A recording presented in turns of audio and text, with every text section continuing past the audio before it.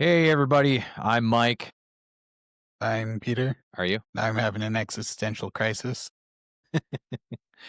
All right. So we just thought we'd get together here. We've been kicking around a little bit, thinking about, there's a lot of people that we know that, especially when Peter talks, everybody just kind of gets this look on their face like they have no idea what's going on. And that's because he knows a lot about football and not everybody else does. So we thought, hey, maybe we could get together, jot down some things, discuss, and explain some fundamental football things for everybody and kind of see how that goes. So I think we're probably going to break this up into a few different pieces. We're going to talk about some, formations, just general football knowledge, stuff like that. So we'll kind of get started with Peter. What did you want to start? You want to start with super basic stuff? Yeah, broadly speaking, football is going to be 11 versus 11. So there's 11 people on each team. It's split up into 4 quarters and 2 halves. And there's 3 main phases. There's offense, defense, and special teams. Special teams will spend the least amount of time on because, no one cares about special teams, even though it is important. But the only time you ever really talk about special teams is when a big play happens, which usually means one side screwed up and the other side is, you know, elated. So, and also football is very litigious. It's very rules heavy and kind of has at first seems like esoteric or arcane with some of what the rules actually are.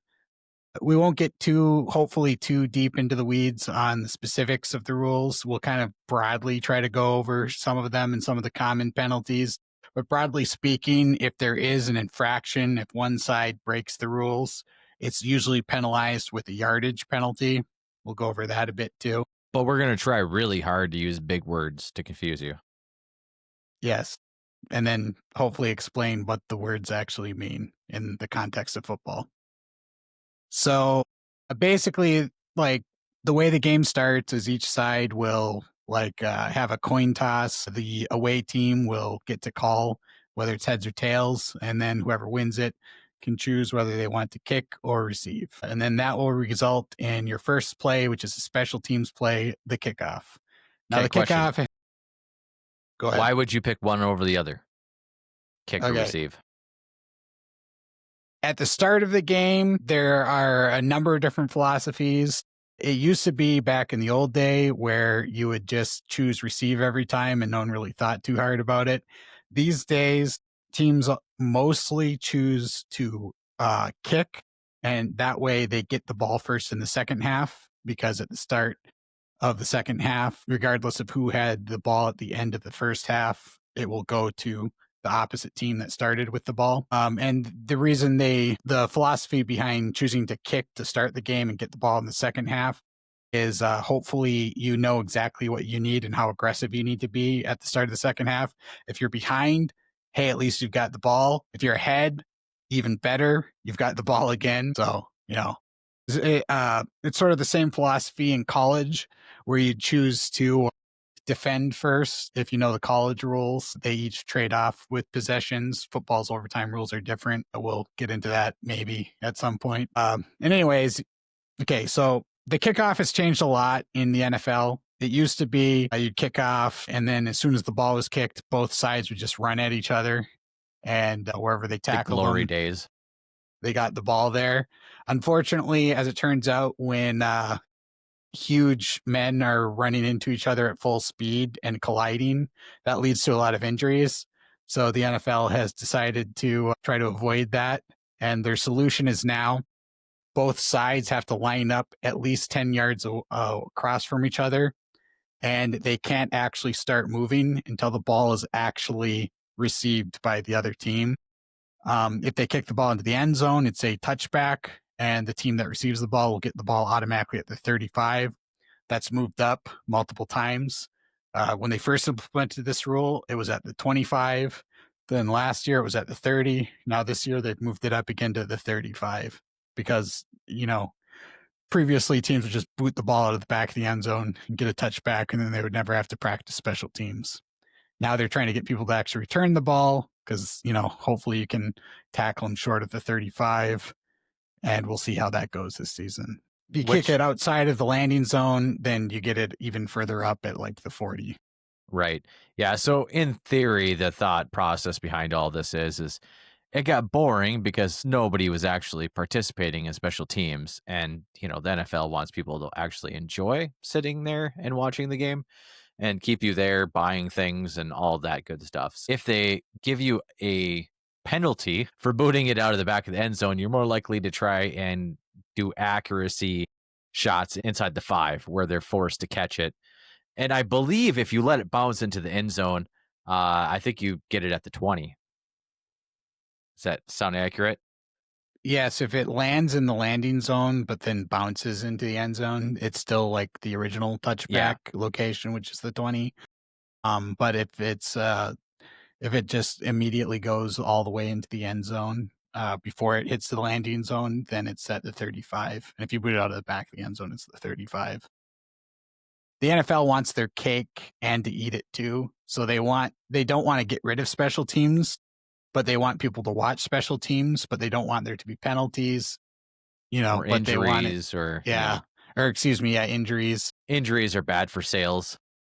It's hard to make special teams exciting without the injury element is what they're finding out, but they're Or, doing their best. people returning, kicks and punts for touchdowns, twice a game, which isn't going to happen. But that's about all that makes special teams exciting. They would prefer that over nothing but touchbacks, which they've gotten. Right. Yeah. I believe. But anyways, okay. So once the team actually gets the ball and, then they go to the team with the ball is now on the offensive phase and the other team is in the defensive phase. And they're pretty much the names tell you what their objectives are.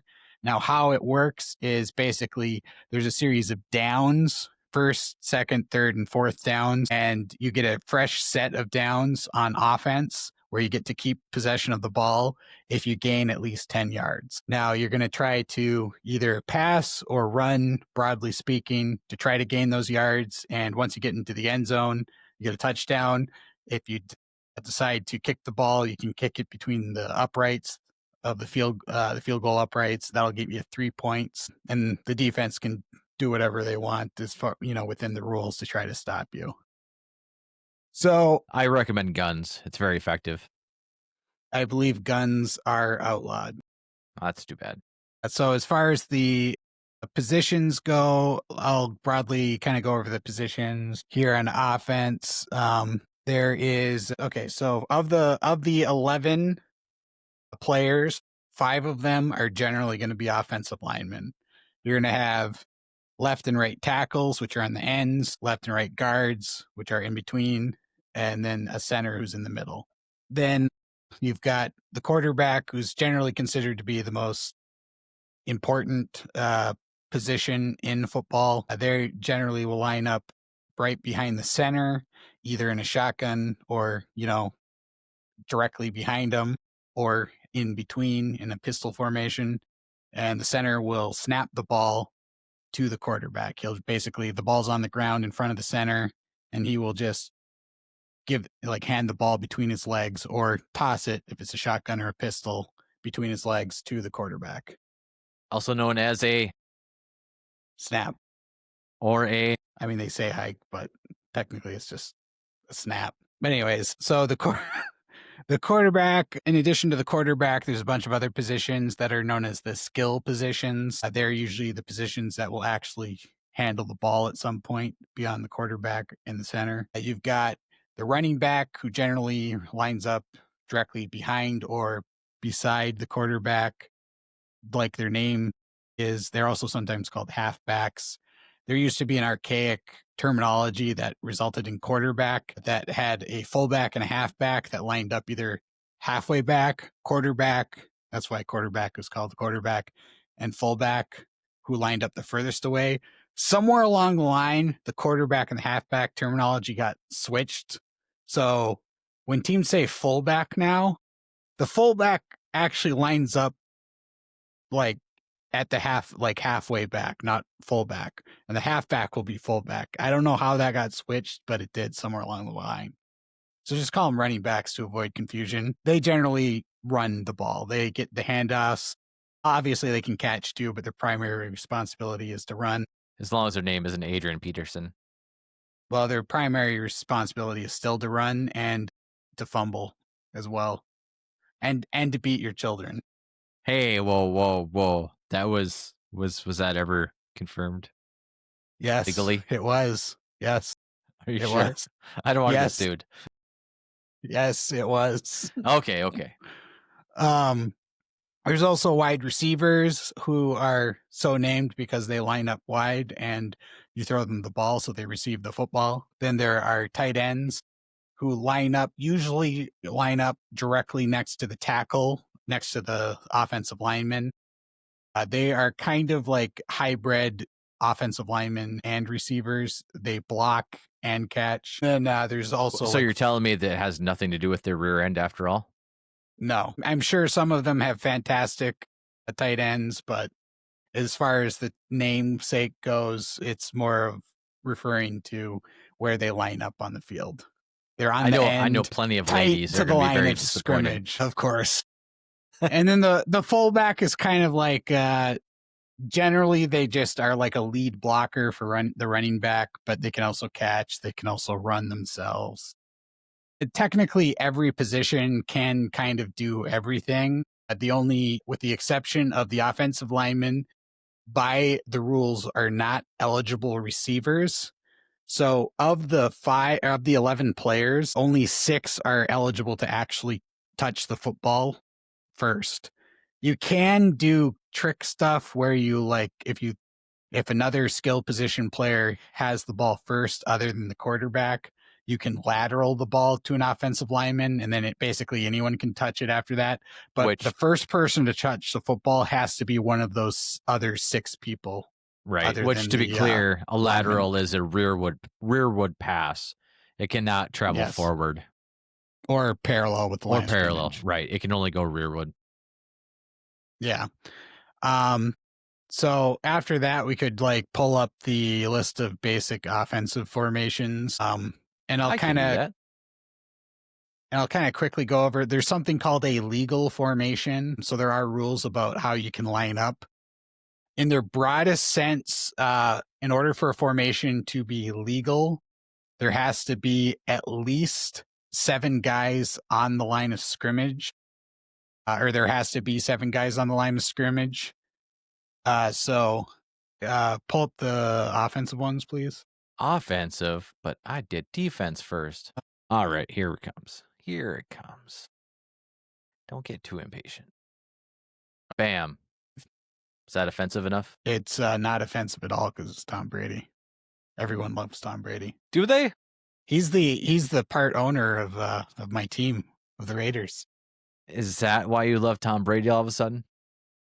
All of a sudden, Okay, maybe not all of a sudden. I've loved them for a very long time, sir. Not like, romantic love, platonic love. Anyways, okay. So here, as you can see, there is you can pretty much figure out what the different acronyms stand for. T for tackle, G for guard, C for center, QB, fullback, halfback, wide receiver, tight end. So the legal formation here is, as you can see, there are 7 players on the line of scrimmage. The 5 offensive linemen, the tight end, and then the receiver. This is generally how offensive formations are going to line up. You're going to have one receiver in your most broad, basic formations and personnel groupings. You're going to see one receiver on the line of scrimmage, a tight end on the line of scrimmage, and then everybody else is, at least a yard back. So in this case, for the receivers, there are different types of receivers. There's generically 3 types. There's a Z or a primary receiver. That would be the one in the left here. There's an X or a flanker. And that is the receiver that generally lines up off the line of scrimmage. So that'd be the one to the right here. There's also a third type of receiver, which we'll see in some of the other formations that have 3 receiver sets, is the slot receiver. Those are the ones that are going to be in between the outside receiver and the offensive line. and they're generally going to line up off the line of scrimmage as well. They're not going to be directly up on it. Those will change the type of physical build and skill set that you're looking for in receivers. Generally, your Z receiver is going to be bigger and stronger. And that's because since they're directly on the line of scrimmage, they're easier to jam. Like the defense could get a guy up on there within 5 yards of the line of scrimmage. They can basically just freely jam you. They can't actually grab you and hold you, but they can shove you as much as they want. And if you have like a smaller receiver and a bigger corner, then he's just never going to get off the line of scrimmage and you're not going to be able to throw him the ball. You can get away with smaller, less strong receivers at slot or Z. Let's see. So that's pretty much for their players. This is one of the classic formations. This is a I form. This is actually there's like several different types of I form. This is what would be called a strong I formation, meaning the fullback is, instead of directly behind the quarterback, the fullback is slightly towards the strong side of the formation. What I mean by strong side of the formation is that's the side that has more players. It's the strong side of the offense. Usually it's the side where the tight end lines up. So in this case, that would apply. But it basically means the side that you have a player advantage because of the odd amount of players on the field. There's always going to be one side of the line that has more players than the other, so that'll be the strong side of the formation. There's also a weak eye where the fullback lines up to the left, and the standard eye where he just lines up directly behind the quarterback. Right. And I believe, correct me if I'm wrong, but I believe ace is another term for I formation. Is that accurate? Yeah, ace is generally just the one where the fullback's directly behind the quarterback as well as the running back. And there'll be slight variations. Technically, as long as you have the 5 or the 7 guys on the line of scrimmage, then you can have everyone else wherever you want. Generally, offenses will use one of the types of formations that we're going to go over, but there are variants to all of these. Like there's I forms where both the receivers will be on the same side of the field. So you'll have like 2 receivers to the left and then the tight end to the right. Things like that. You can have like slight variations of the I form where you have basically the same formation, but instead the running back and the fullback will be both like kind of offset behind the quarterback. That's usually called the pro form. And there's 1,000 different variations of all of Lots them. of variations. Yeah. The couple that we're going to go over here are basically just like your Meat basic and potatoes. packages. Yeah, exactly. This is the stuff that you're going to see in every game or some variation thereof. At the very least, you'll see them in like every high school game or Madden game. Yeah, right. All right. So that's I form. And next we got single back. Yep. So this includes the slot receiver or the Y receiver I was referring to. It's off the line of scrimmage to the left there. Otherwise, same rules. Basically, this formation just takes the fullback out, replaces it with another receiver, and they have them lined up in the slot to the left. But he could be lined up basically anywhere again. But single back is just like its namesake. There's just one running back. There's also something that sometimes for the generic skill position groups that are out there, sometimes you'll hear something called like 10 personnel or 11 personnel or something like that. Broadly speaking, if someone says like 2 numbers and personnel, that just is telling you how many skill positions of various types are on the field. So this would be considered 11 personnel. What that means is the first number is your amount of running backs. Your second number is the amount of tight ends. And anything after that is receivers. So 1, 1, 3 in this case. If you said 0 personnel, that'd be 5 receivers. If you said 12 personnel, it'd be 1 running back, 2 tight ends. 21 personnel would be the first formation we saw, the I form with 2 running backs, 1 tight end, and 2 receivers. So we can switch over to the next one here. Shotgun. So shotgun, it basically is just the quarterback, instead of being under center, directly behind the center, he is, a few steps back. This was invented basically so that the quarterback can be looking at the defense and be ready to throw faster. Mm, It was early on in football, it was like run, run, run. Passing was very rare. As passing got more and more popular and more common, teams figured out, hey, the faster we can get the ball into the quarterback's hands, the sooner he can make a decision and throw it. And it's also harder to pressure him because the defensive tackles, like if you have a really bad interior offensive line, they can't like instantly sack the quarterback. They at least mhm. have to take a few steps before they can sack him. Right, and If you he have like also doesn't have to backpedal away from the line and try to look at the field at the same time and et cetera, et cetera. There's a lot of good reasons for it. exactly. The running back in a shotgun lines up directly next to the quarterback. Now, there is a weakness to that. Basically, it's harder to kind of run anywhere you want when he's lined up next to the quarterback. If the ball goes to the quarterback first, generally speaking, you can only either run straight forward or opposite of the side he's lined up on effectively. You can do like counter plays and stuff, but it takes longer to get going to get started running. So generally, if you're in a shotgun formation, the defense doesn't have to worry about runs to the same side that the running back is lined up to as often. There is another formation which kind of negates that advantage, but still has most of the advantage of the shotgun, and that's called the pistol. I believe that's the next one here. Yep. So it's very similar to, it's basically single back, only this version of the pistol is basically just a single back formation, only the quarterback is part way back. He's essentially like halfway back between shotgun and single back. Right, so, like, I think normally with a shotgun, you're probably looking at they're, like, 2 to 3 yards away from the center, right?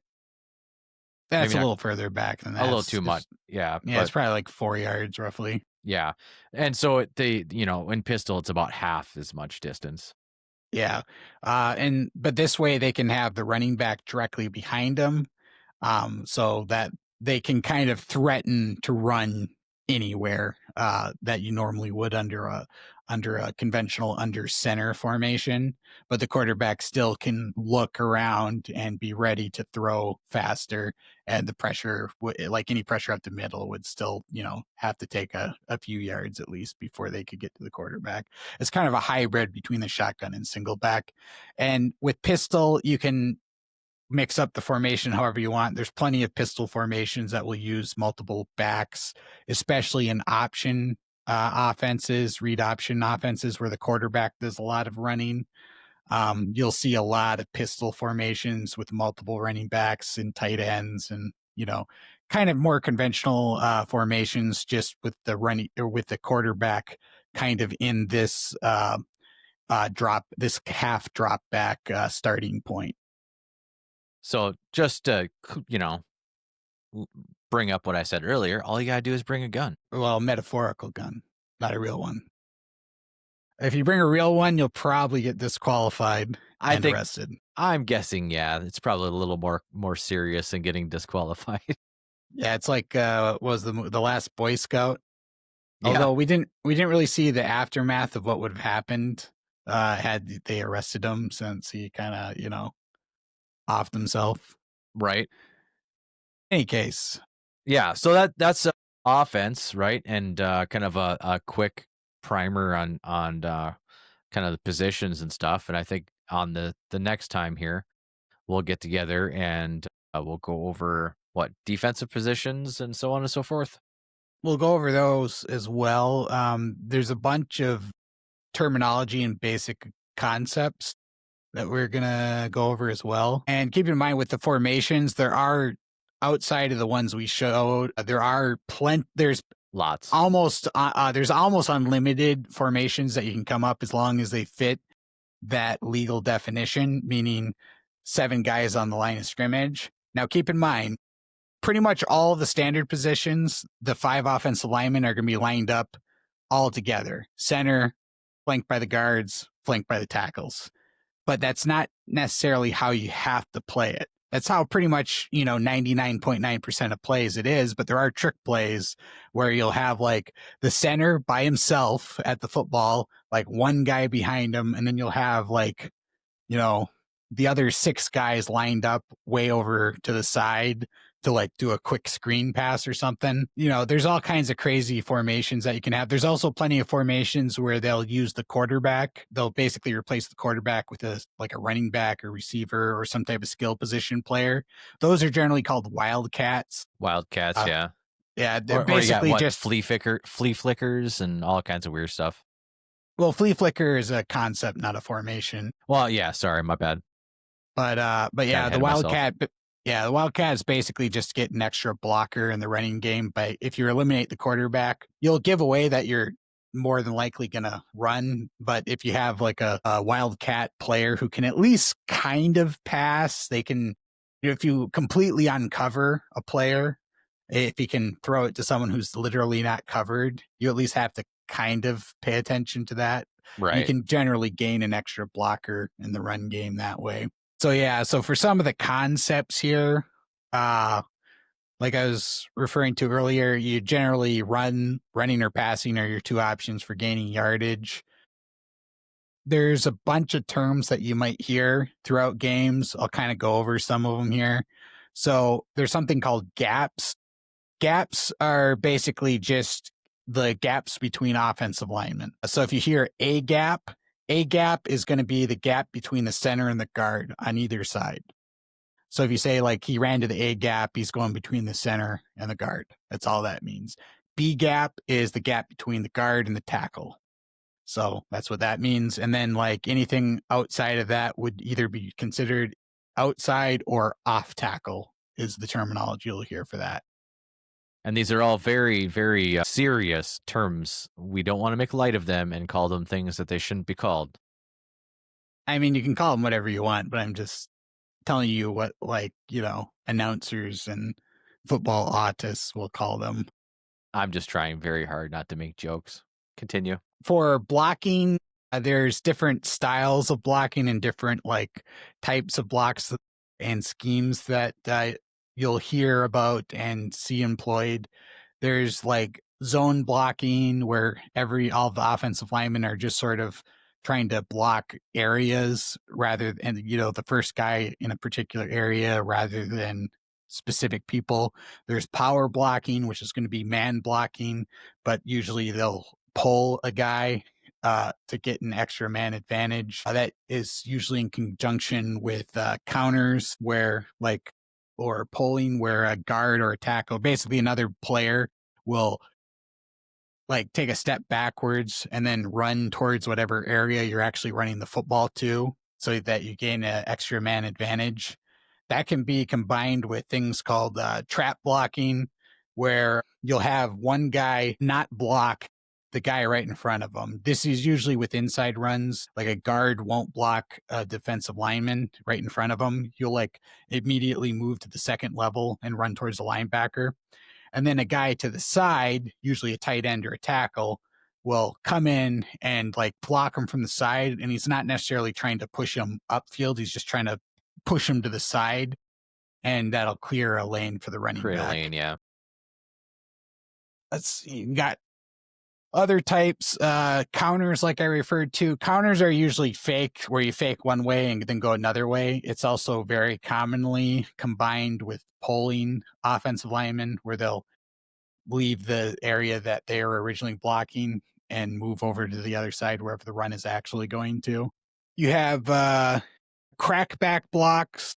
Those are usually if you're going to have some type of outside run. Basically, usually it's a receiver will motion in right before the ball is snapped. So they're like lined up wide, but then they'll motion towards the end of the line. And then they'll basically block the defensive end in the side. Usually if you're Heinz Ward, for a boomer reference, the defensive end usually doesn't see it coming, so they'll kind of get blindsided by it. So you'll get away with having a smaller guy block a bigger guy, and then hold that up for an outside run, like an off tackle or outside zone run to Right. Well, work. since we can't, chop block and stuff anymore. Oh yeah, chop blocking is when you like double team a guy, but one of them goes low. Oh, I Essentially, see. What's the one I'm that's thinking of illegal. then, where you like basically just take them out at the knees? Cut blocking. That's Yeah. legal as long as you're by yourself. As long as it's one Is versus it? one. I thought they changed that so you couldn't do that anymore.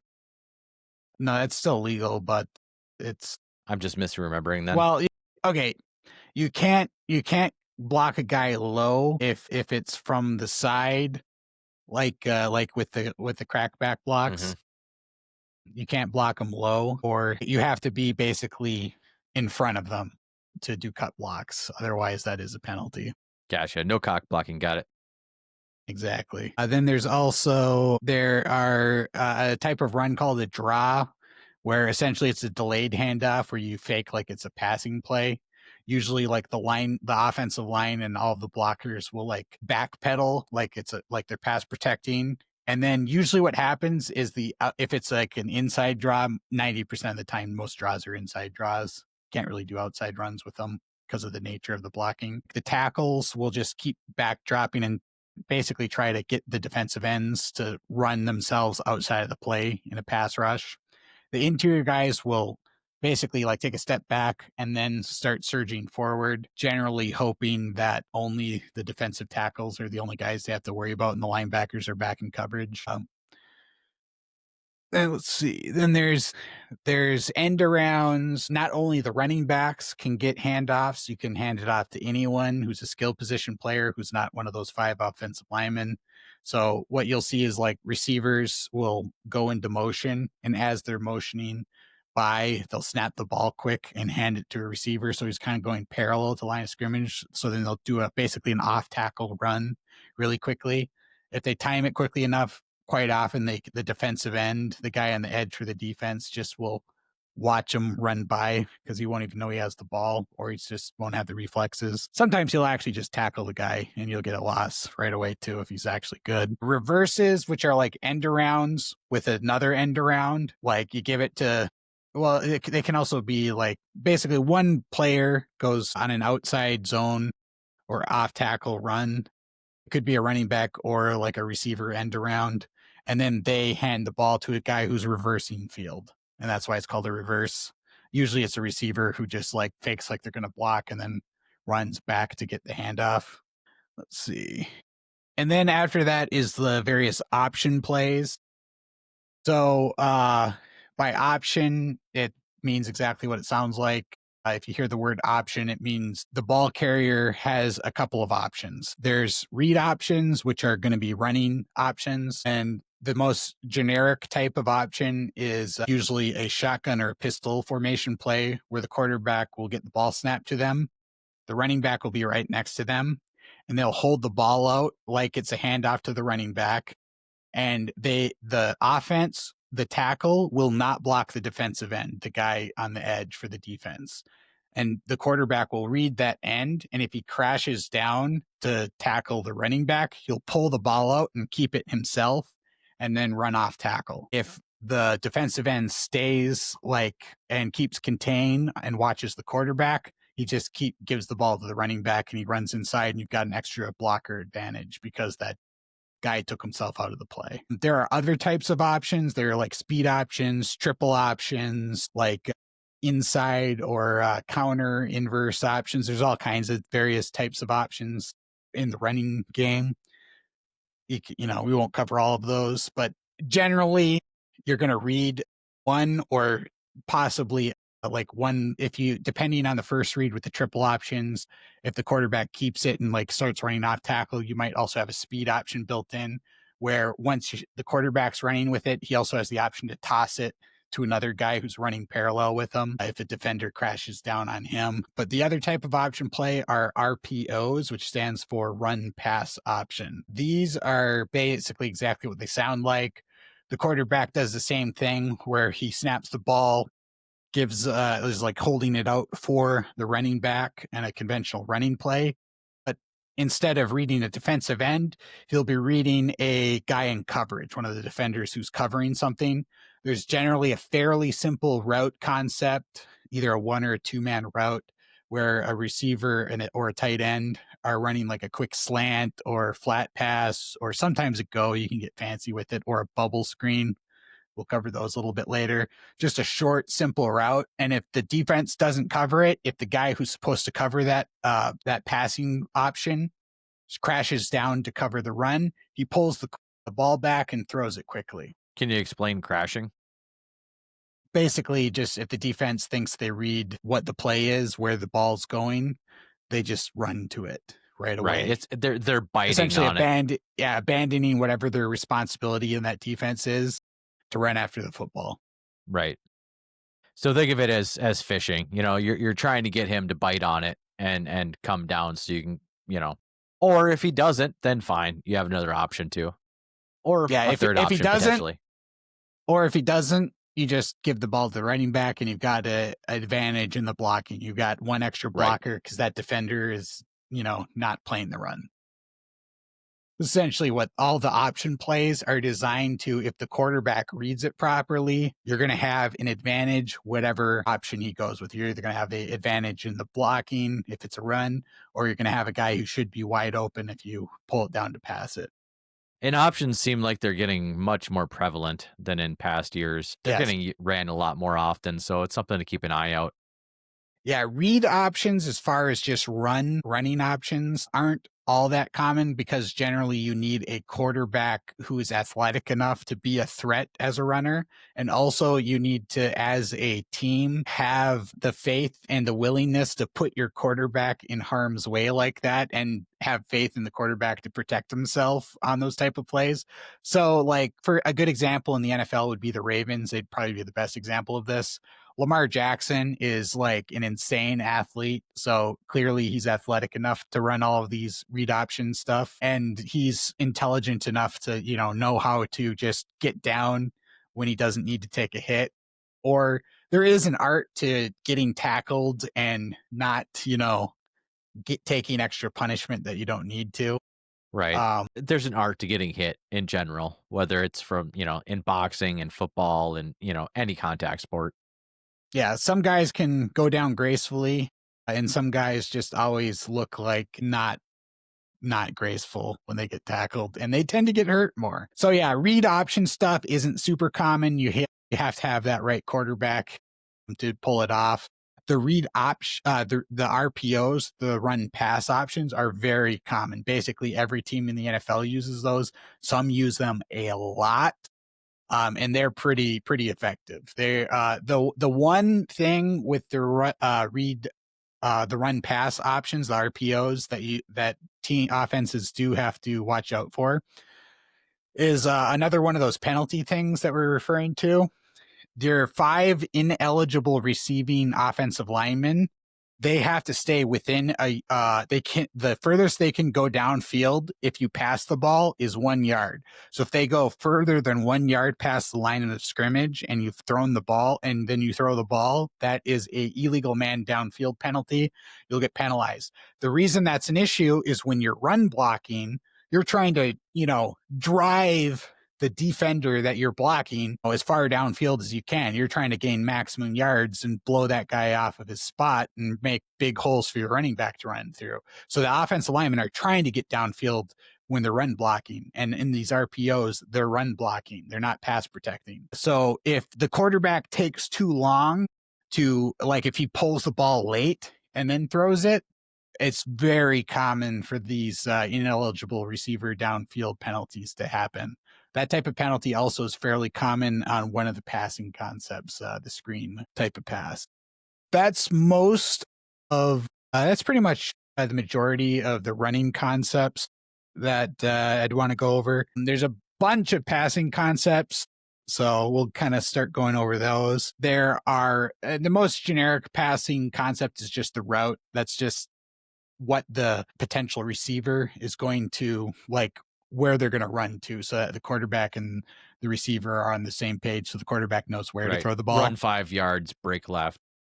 Yeah. So there's a bunch of, I mean, there's like potentially infinite routes, and there's like fancy types of routes called option routes where you run out, and depending on the leverage of the defender, you might run this route or that route.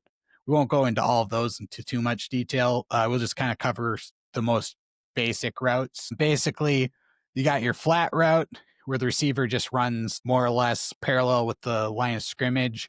These are more an outside the flats part of the field is basically the outside of the hash marks around the line of scrimmage. That would be called the flat. Usually those type of routes are ran by tight ends and running backs. Those are the receivers that are going to have a lot of flat routes.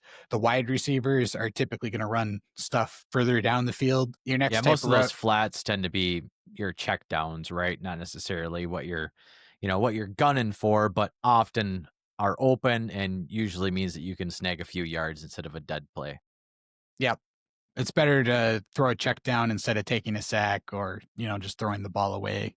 Uh, Then you've got your slant. That's basically you just kind of at a angle, just like take a couple of steps forward and then run at an angle inside, like towards the center or the quarterback. Those are a pretty basic route. They're very hard to cover if you run them quickly.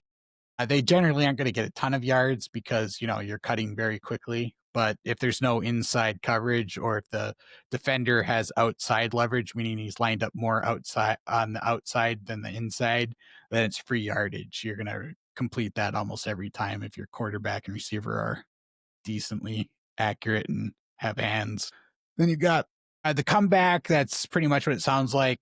You run back downfield so far, and then you just turn around and come back, quite often accompanied by some type of fake by the receiver at the top of the route. He'll run downfield, fake like he's going to run inside, fake like he's going to keep going upfield, and then he'll just do an abrupt, hard turnaround, and then actually run back towards the line of scrimmage to create even more separation from the defender. Obviously, So this only just works to for the be defenders. right, just to not be confused with a curl, which is similar but not the same. Yeah, curls are going to be, instead of actually coming back, they'll just like run out and then just essentially turn around. They might come back a tiny amount, but they're essentially just turning around. And generally, and then there's also another type of route called a dig, which is also similar to that, only it's extremely short. Dig basically means you run out a couple of yards and then just turn around.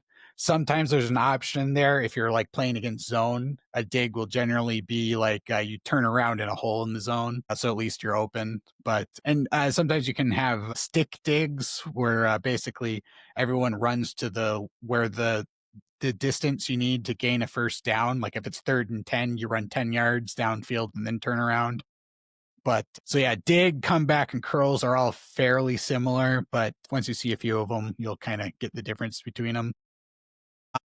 You've got the out, which is basically just any type of receive route. Generally, just you just run straight up field and then just make a hard cut towards the sideline, away from the center of the field. Then you've got the opposite of that, an in. So those are pretty self-explanatory. You can run those to all kinds of various depths. Obviously, like a deep or shallow would, tell you how deep the route is. Let's see. We've got corner. The corner route, basically there's a corner and a post, which are the same type of route where you run straight for a pretty good distance, and then you have like a what would that be, 45-degree angle? Yeah, Yeah, you run a roughly. 45-degree angle roughly.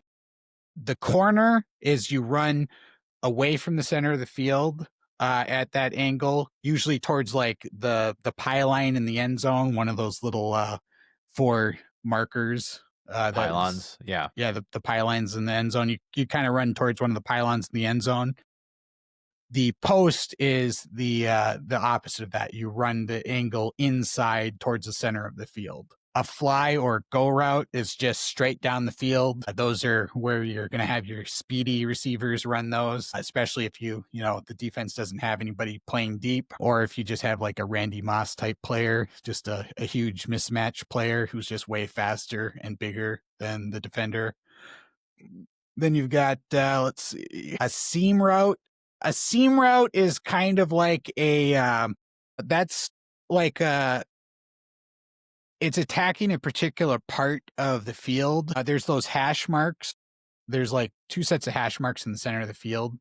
The seam is one of those hash marks. It's basically that's called the seam of the field. It's not quite the center, but it's the very edge of the center. This is a very common route that the tight end will run because the tight end generally will be like lining up near one of the hash marks already naturally. And then essentially the way most defensive coverages work, especially if they're in zone coverage, a lot of times that seam is going to be one of the vulnerable areas in the coverages because it's going to be in between a lot of the zones that the defense is covering. So the seam is just a common area that's attacked. It's any type of vertical style route that runs along the hash marks downfield. Then you've got, let's see, the fade. The fade is basically any type of vertical route that tends towards the sideline. Usually it's used in the red zone near the, near a touchdown. And generally, because there you typically aren't going to have a deep safety. So it's going to be a one-on-one receiver and a defensive back. And if you have a big receiver with a good vertical, they can jump pretty high. You can throw a fade route where basically they just sort of go vertical, but they kind of fade towards the sideline. They sort of slightly run towards the sideline to get a little bit of separation. And then the quarterback will throw a higher pass with a bit more touch on it towards the sideline so the receiver can jump up and catch it and get like kind of box them out like a basketball player, box out the defender and high point the ball. High pointing the ball is exactly what it sounds like. You just try to jump and get the ball at your, the maximum height of your jump. It requires a lot of timing with the throw. Then there's a bunch of other types of routes too that are similar. There's like crossing routes, which are just deeper routes that kind of cross the whole, like you start on one side of the field and you cross over to the other side of the field. You've got wheel routes. Those are usually where you kind of run a more horizontal route, like a flat route, but then you turn it into a vertical route. You turn up field and just go vertical. And it kind of makes It's kind of sweeping. yeah, it's honestly, they probably shouldn't be called wheel routes because they're more of just, L angle routes. They're not like a full circle, but they're called wheel routes for whatever reason. You've got leak, leak, drag, and go. So basically any type of double move type routes. Leak routes or delayed routes would be like these are very common for running backs and tight ends. Basically, delayed routes just means that you act like you're blocking for a while and you are blocking for a while, but then you're like usually like a check down receiver where you block for a while and then you release and make yourself available for a pass. If no one downfield is available, you're like a check down receiver. Sometimes you can have types of plays that are actually designed to throw those types of looks because they'll be wide open, especially against aggressive defenses that blitz a lot or play a lot of man coverage. You can take advantage of those delayed releases. Then you got things like sluggos or double move routes. Double move routes are exactly what they sound like. You run one way and then you go a different direction. So technically a wheel route would be a form of a double move. But another very common form is something called a sluggo, which is short for slant and go, where basically you start running a slant and then you just go vertical. You just turn it into a go or fly route. And that's quite often accompanied with like a pump fake. The quarterback will fake like he's throwing the slant to try to get the defensive back to bite on it. And then you run right past him on the go after he bites on it for, wide open pass. Then you can also, the quarterback, if he needs to, can throw the ball away. However, if he's inside the pocket, like in between the tackles still, the offensive lineman where they line up at the start of the snap, and if he doesn't get the ball at least to the line of scrimmage or further, then that's called intentional grounding. It's the equivalent of getting sacked. If you throw the ball away because you're about to get sacked, but you're inside the tackles and or you don't get it past the line of scrimmage, then You're they'll going to lose 10 yards anyways. and end the down. It's also a loss of down.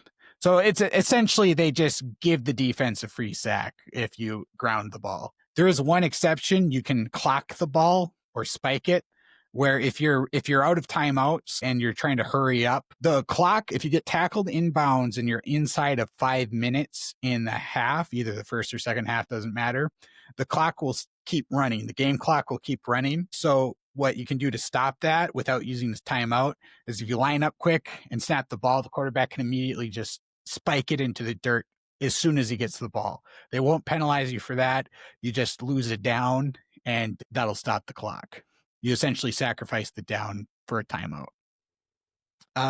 Then there's a bunch of passing concepts that kind of work together. There's things like smash, slant flat, clear outs, all these kinds of things. That might be getting a little deeper into the weeds than we need to Right. go. That might be something for a different video. Yeah, the only thing I would want to kind of cover is there are a couple of things in there I would want to cover. There's something called a play action pass. If someone said, or a play fake, essentially what that means is the quarterback will fake a handoff. They'll fake the run and then they'll go to pass. It's a very common strategy, especially used to attack the center of the field, because usually the linebackers will be one of the first positions that will kind of suck up and like We'll get come towards the drawn. line of scrimmage. Yep, they'll get drawn up, and then that zone behind the linebackers will usually be open if they bite on the play action. And then Screens yep, are also then very common. yeah, screens is the other big one. Essentially, screens are just predetermined passes where the quarterback isn't reading anything. He's just like going to throw to one specific guy, and it's going to be a short pass. It's not going to be downfield where, the defenders actually have a chance to defend it. It's going to be usually at like behind the line of scrimmage, or at most like a yard beyond the line of scrimmage. And you'll have everybody except for the intended receiver setting up the block for it. The most common type is just like the running back screen, where essentially uh, usually like two or three of the offensive linemen will like start a normal pass block, but then they'll just like run to the side where the screen is going to be. The running back will do the same thing. He'll act like he's pass protecting and then sort of run to the side. And the quarterback will try to invite the pressure into him and then flip the ball over their head to the running back.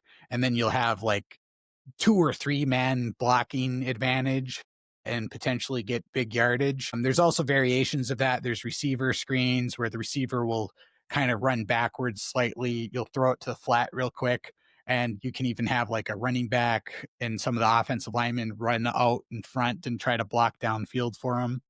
Screens, you have to have very good timing. There's also something called a bubble screen, which is used a lot. You'll hear that term a lot. Bubble screens are essentially just the slot receiver, the receiver that's in between the outside receiver and the offensive line. They just sort of like take a single step to the outside and you'll throw the ball to them really quickly. And then the outside receiver will block for them, and then they'll try to basically run to the outside of that receiver so that the inside defender that's supposed to be covering them kind of naturally gets blocked by that. So you can gain an advantage to get to the outside. Or Right. if they over pursue, you can cut it inside. Screens usually go one of two ways. They either work really well or you lose a yard. Yep. Um, they're good. You kind of want to, screens are a good way of countering pressure by the defense.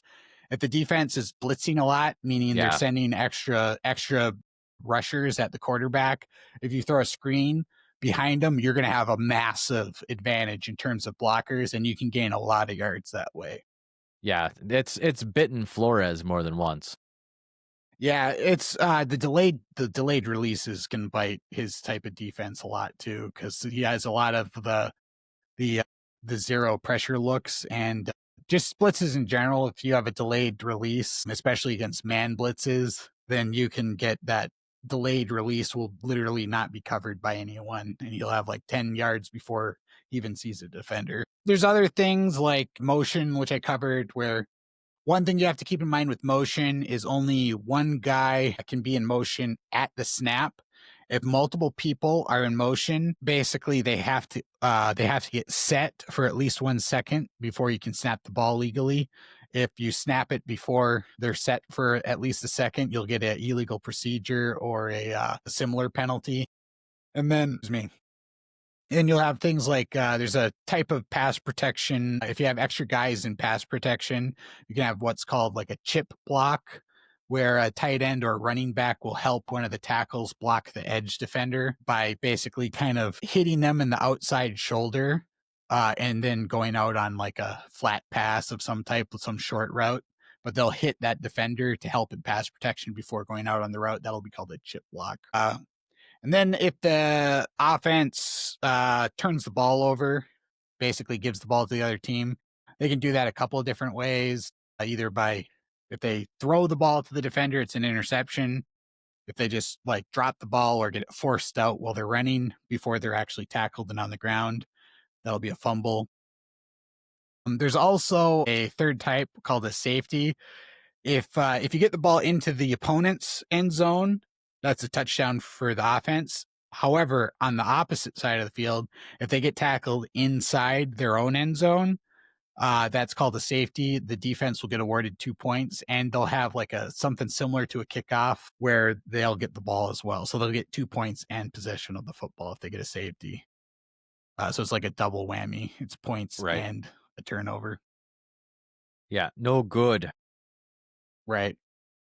So yeah, that's the broad basics of most. I mean, obviously there'll be more concepts and things than just that, but those are most of the common ones.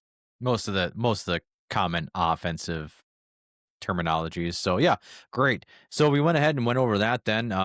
So that's all of our offensive formations, all of our offensive players, some terminology and concepts.